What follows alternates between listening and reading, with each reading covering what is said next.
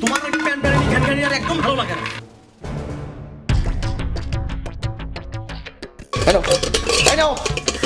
আজকের পর থেকে তুমি তোমার মতো আলাদা করে রান্না করে খাবা, এখানে একদম আসবে না। যাও, আর যাও না, যাও যাও।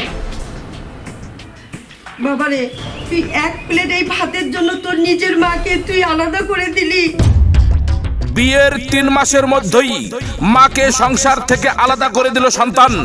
অতঃপর মায়ের আর্তনাদে সন্তানের কি হাল হলো তা দেখতে পুরো ভিডিওটিতে চোখ রাখুন। বৌমা, আমারও না খুব ক্ষুধা পেয়েছে, একটু ভাত দাও না। ভাত দাও মানে? ভাত কি আপনার জন্য রান্না করছে নাকি? আপনাকে ভাত দেওয়া লাগবে? এসব কি বলছো বৌমা তুমি? ব্যাস, দাঁড়াও মা, আর কোনো কথা নেই। তোমার বৌমা যা বলেছে ঠিকই বলেছে। আজকের পর থেকে তুমি তোমার মতো, আমরা আমাদের মতো। তুই এসব কি বলছিস বাবা? তোকে 10 মাস 10 দিন গর্ভে ধারণ করেছি, কত কষ্ট করে তোকে মানুষ করেছি, আজ তুই বউ পেয়ে আমাকে আলাদা করে দিচ্ছিস।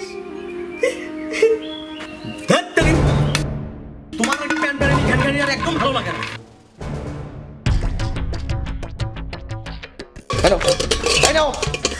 আজকের পর থেকে তুমি তোমার মতো আলাদা করে রান্না করে খাবা, এখানে একদম আসবে না। যাও, আর যাও না, যাও যাও। বাবারে, তুই এক প্লেট এই ভাতের জন্য তোর নিজের মাকে তুই আলাদা করে দিলি। মা কি জিনিস একদিন বুঝবি, বুঝবি, তুই ঠিকই বুঝবি একদিন।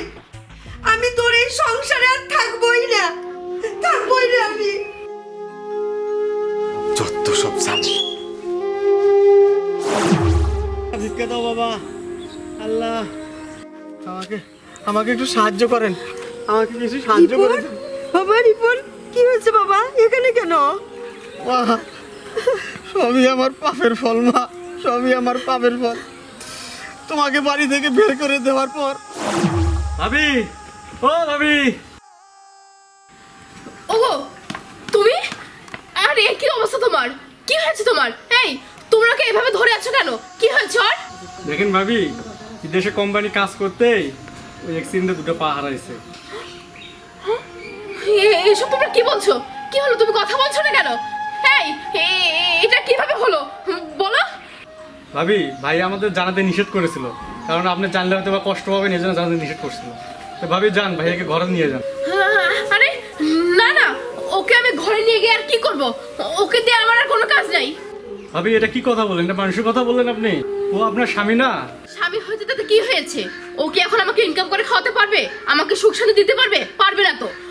বরঞ্চ ওর সেবা যত্ন করতেই আমার সারা জীবন মাটি হয়ে যাবে। তার থেকে ভালো আমি চলে যাই, ও সংসার নিয়ে একাই থাক।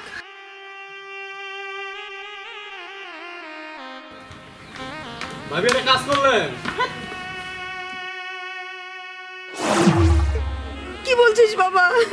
মা, ও আমার বিদেশ থাকাকালীন যত ইনকাম করেছিলাম, আমার সমস্ত টাকা পয়সা সব কিছু নিয়ে চলে গেছে মা। আমি এখন পথের ভিখারি। বাবা শোন বাবা, আমি তোর মা এখনো বেঁচে আছি, আমি বেঁচে থাকতে তোর কোনো সমস্যা হবে না বাবা। আমি তোকে কাজ করে খাওয়াবো, তুই আমার সঙ্গে চল। আমি দেখি একটা ভ্যান ট্যান পাই নাকি বাবা, দেখি আমি একটা গাড়ি পাই নাকি।